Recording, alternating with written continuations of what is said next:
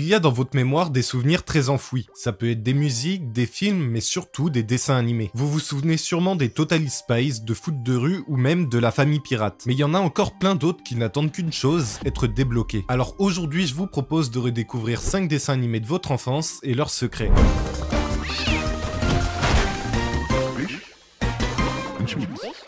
L'un des styles de dessin animé les plus populaires au monde, c'est sûrement le jeu du chat et de la souris. Ça existe depuis la création de l'animation et c'est pas prêt de s'arrêter. Le principe est simple, un chasseur et un chassé. Vous en connaissez plein, Tom et Jerry, Bip Bip et Coyote, Oggy et les cafards, mais vous avez sûrement oublié Fish and Chips. Lui, c'est Chips. Il est l'héritier de l'homme le plus riche de la ville. Malheureusement, il a été mis à la rue à cause de ce petit poisson. Il s'appelle Fish et n'a qu'un objectif, obtenir des poumons et vivre à la surface. Il pense que c'est cette arête qui lui permettra d'évoluer et en attendant, il squatte la terre grâce à des bulles d'oxygène. Cette arête, c'est justement ce qui lie nos deux personnages, parce qu'elle appartenait à un poisson qui a mangé l'ancêtre de Chips. C'est un objet familial important et c'est pour cette raison que son père l'a mis à la rue. Il ne pourra revenir que s'il récupère l'arête. Ce qui fait que les deux se détestent et se font la guerre à longueur de journée. Aucun ne lâchera l'affaire, et surtout pas Fish. Il est tellement obsédé par la surface qu'il est même prêt à échanger sa maison contre une bulle d'air. Ma maison, avec tout ce qu'il y a dedans, plein sud, meublé, 2 minutes de tout commerce. La seule qui peut les calmer, c'est Kaline, une poisson-chat qui tient une baraque à frites. Grâce à elle, ils ont pu faire la paix le temps d'une journée. Tout ça parce qu'elle était sur le point de fermer sa boutique. Et en même temps, je peux les comprendre. Moi aussi, j'aurais tout fait pour sauver son business, tellement je voulais manger ses frites. Il y avait plein d'autres personnages comme les amis de Fish, Bart et Torpedo, qui sont plus des gardes du corps que des amis. Quant à Chips, l'amitié, c'est pas sa priorité. Dès qu'il apprend que Fish est dans les parages, il n'hésitera pas à abandonner ses amis. Ce qui rend la série aussi bien, c'est son humour accentué par le doublage d'Omar pour Fish et Fred pour Chips. Leur jeu d'acteur colle parfaitement au caractère des deux protagonistes et ils se sont parfois permis quelques libertés. Vous vous souviendrez sûrement des transitions du dessin animé. Poisson et pommes de terre. Oh, fish and chips. C'est la fiche, oh, les chips, Les personnages finissent par être attachants et surtout il y avait deux équipes, ceux qui soutenaient Fish et ceux qui étaient pour Chips. Moi j'étais dans la deuxième équipe parce que j'avais pitié pour Chips, le pauvre il voulait tout simplement rentrer chez lui. Et même s'il y avait quelques épisodes où il réussissait à récupérer l'arête, ça durait pas bien longtemps. Ce dessin animé fait clairement partie de ceux qui méritent qu'on s'assoie devant notre télé. Je me rappelle que c'était diffusé sur Gulli de 2011 à 2015, tout comme le prochain dessin animé Robot Boy. Cool, Robot Boy. Là, on s'attaque à un dessin animé qui vous a forcément marqué. Déjà, il n'est pas passé que sur une chaîne, mais 4. D'abord sur France 3 avec l'émission Touam, puis sur Cartoon Network et Boing. Mais je pense que vous avez sûrement dû le connaître grâce à Gulli. Du coup, ça parle de quoi Robot Boy? Le professeur Moshimo est un grand inventeur et parmi ses créations se trouve Robot Boy. C'est l'un des plus dangereux et puissants robots qu'il ait construit. Donc forcément, ça attire l'attention de personnes malveillantes, notamment le professeur Kamikaze. L'intrigue principale du dessin animé tourne autour de ce personnage. Dans chaque épisode, il fera tout pour capturer Robot Boy et conquérir le monde. Donc pour protéger sa création, le professeur Moshimo envoie Robot Boy chez Tommy, l'un de ses plus grands fans, pour qu'il puisse devenir un véritable petit garçon. Alors même si à première vue envoyer une arme à un gamin de 10 ans ça semble pas être une bonne idée, force est de constater que Tommy et Robot Boy se débrouillent assez bien pour se défendre des différentes menaces. Parce que oui, le professeur Kamikaze est pas le seul méchant, et même si la plupart du temps ce sont des antagonistes le temps d'un épisode, le dessin animé a quand même donné un rival de taille à notre héros, Proto Boy, une version de Robot Boy plus forte et plus méchante, construit encore une fois par le professeur Moshimo. Je commence à croire que c'est vraiment lui le méchant de l'histoire. Surtout qu'il est au courant que Tommy est en danger tous les jours à cause de lui. Mais bon, faut croire qu'il a d'autres préoccupations. Désolé, mais il faut que je te laisse. Miu Miu et moi devons réaliser, comment dire, une expérience top secrète. Bref, prends soin de toi, d'accord, Robot Boy? J'ai été ravi de te parler. Oui, me voilà, j'arrive. Pour en revenir à Proto Boy, dans le dessin animé, c'était sûrement le méchant le plus iconique et le plus dur à battre. Chaque fois qu'il apparaissait, on avait le droit à une confrontation digne de ce nom. Je sais pas si vous vous rappelez, mais quand Robot Boy était dos au mur, il utilisait son arme secrète, la transformation.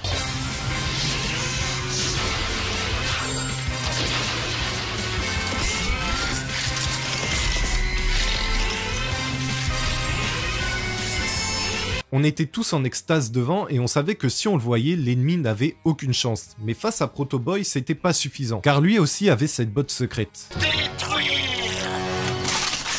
qui est bien avec Robot Boy, c'est qu'on a une véritable histoire autour du personnage. On a un épisode qui montre ses origines et des épisodes où il rencontre d'autres robots comme Robot Girl, ce qui permet de voir qu'en fait, c'est pas qu'un simple robot mais un personnage avec des émotions. Et du coup, on comprend mieux le lien entre Tommy et Robot Boy. Leur relation est complémentaire et sans Tommy, Robot Boy aurait pu être ce que Proto Boy est devenu. Donc finalement, l'idée du professeur Moshimo était peut-être pas si mauvaise. En tant que spectateur, ce qui a dû vous marquer, c'est également les personnages secondaires comme Gus et Lola ou encore les parents de Tommy. Mais moi, ce qui m'a marqué, c'est le doublage en VF. Parce que niveau accent, ils se sont pas privés. Mon enfant, tu vas inviter ce jeune homme à la maison la semaine prochaine et nous verrons ce que nous pourrons faire. Regarde-moi cette espèce de sumo bourré de chocolat.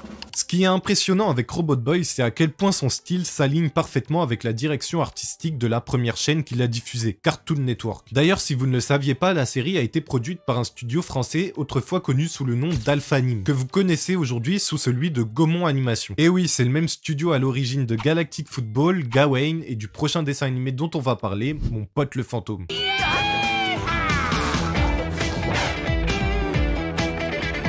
Si vous regardiez Disney Channel, vous avez soit été marqué par les séries Disney, soit par les dessins animés comme Sally Bollywood ou Gravity Falls. Mais l'un des dessins animés les plus drôles de la chaîne reste pour moi Mon pote le fantôme. Diffusé à la base sur Disney XD, ce dessin animé raconte l'histoire de Spencer Wright, un lycéen passionné de cinéma d'horreur. Et quoi de mieux pour l'aider aux effets spéciaux qu'un véritable fantôme? Lui, c'est Billy Joe Cobra, une ancienne star du rock. En vrai, il s'en fiche un peu des films de Spencer. Tout ce qu'il veut, c'est continuer sa vie paisible et se marrer avec son pote qui est l'un des seuls à pouvoir le voir. Oui, parce que les autres personnages n'ont pas conscience de l'existence de Billy, ce qui crée de nombreuses situations drôles. Si Spencer ainsi que ses amis Rajiv et Shanila arrivent à le voir, c'est parce qu'ils portent tous un objet qui appartient à Billy. Mais c'est pas les seuls à connaître l'existence du fantôme. Dans la série, il y a un antagoniste appelé Madame X. Elle veut à tout prix capturer Billy pour qu'il fasse partie de sa collection. Mais heureusement, le chasseur qu'elle a embauché n'est pas très bon. Il y a aussi le professeur Ponzi qui se doute de quelque chose, mais son but à lui se dirige plutôt vers Spencer. Il veut à tout prix lui attirer des ennuis et lui pourrir sa vie. Pourquoi? Je sais toujours pas. Y a pas grand chose à dire de plus sur Mon pote le fantôme. C'est un dessin animé humoristique sans véritable fil conducteur. Surtout qu'il n'y a qu'une saison de 52 épisodes. La force de la série animée se trouve surtout dans sa créativité à réinventer les situations compliquées dans lesquelles Spencer et Billy doivent sortir. Ça permet de s'attacher à eux et surtout à Billy. Son doublage en VF est parfaitement réussi et la voix de Cartman lui va à la perfection. Alors ça, c'est bien joué, vieux. Prêt pour le rappel? Ouais. Pour une série de 2013, on notera quand même la qualité de l'animation. Ça pourrait totalement sortir aujourd'hui et avoir du succès. Mais malheureusement, comme beaucoup de dessins animés marquants sur une courte période, il a fini par tomber dans l'oubli. Quand on vous demande quel est votre dessin animé préféré, vous répondez rarement Mon pote le fantôme. Et c'est aussi un peu le cas du prochain dessin animé dont on va parler. Un dessin animé qui mérite qu'on s'en souvienne, Magic.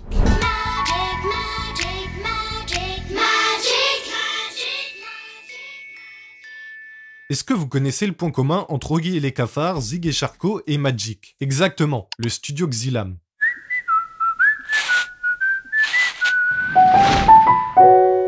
Sûrement le studio le plus présent dans notre enfance. Et tout ça grâce à la chaîne Gulli. Que ce soit les Rats, Hubert et Tatako, les Dalton et surtout Oggy et les cafards, la quasi-totalité du catalogue Xylam a eu le droit à une diffusion sur la chaîne. Et Magic n'y a pas échappé. Mais elle devra attendre 5 ans avant d'être diffusée sur la 18. La série apparaît d'abord sur Disney Channel, puis sur Touam avec France 3. Donc si vous avez connu ce dessin animé sur Gulli, c'est que vous l'avez découvert après 2013. Tom, un petit garçon de 10 ans, possède une famille pas comme les autres. Ses parents viennent d'un endroit assez spécial, le monde féerique. Et les deux ne sont pas humains. Son père Grégor est un ogre, et même dans le monde féerique, c'est un ogre différent, car il est végétarien. Donc forcément, ça attire l'attention, parce qu'un ogre, c'est censé manger de la viande, et surtout des fées. Donc quand il a voulu se marier avec Willow, ça a été assez compliqué. Allez, c'est un ogre. Un ogre?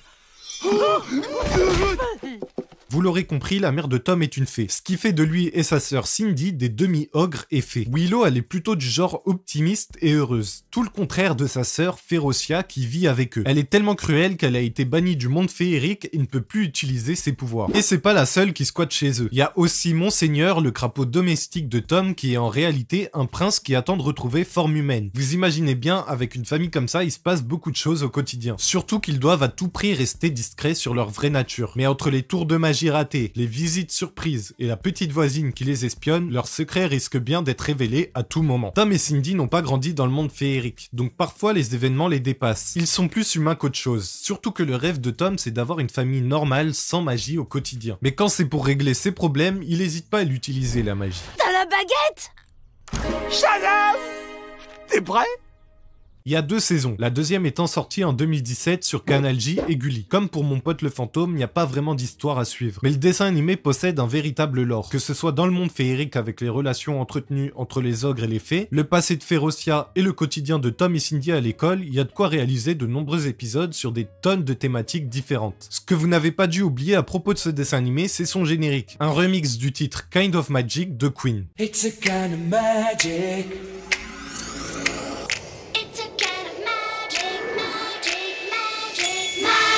Et vous savez quoi, il y a un autre dessin animé qui mérite qu'on s'attarde sur son générique, et c'est Funky Cops.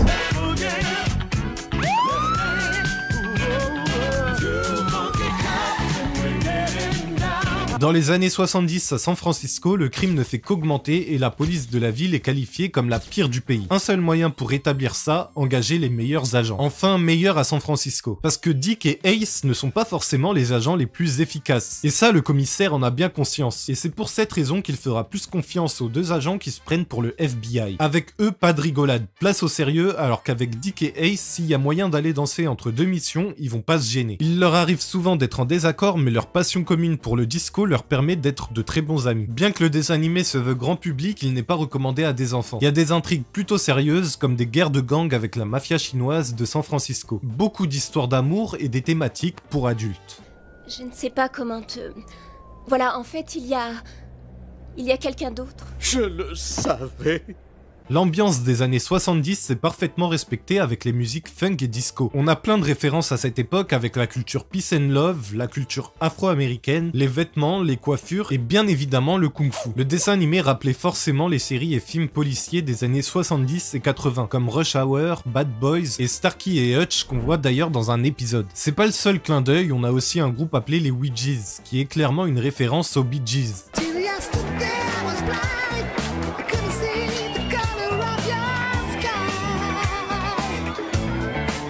C'est un dessin animé franco-américain qui est passé sur énormément de chaînes différentes, mais il doit sa popularité à M6, MCM et Game One. Tout à l'heure je parlais du générique de Magic, mais celui de Funky Cops est tout aussi mémorable. Il a été fait par DJ Abdel, un artiste habitué de la funk que vous connaissez sûrement pour le titre Funk You ou Get Down, qui lui ont permis de travailler avec des artistes comme Roth, Mr. You ou Gims. Il s'occupera d'ailleurs de la plupart des musiques de Funky Cops avec Busta Funk.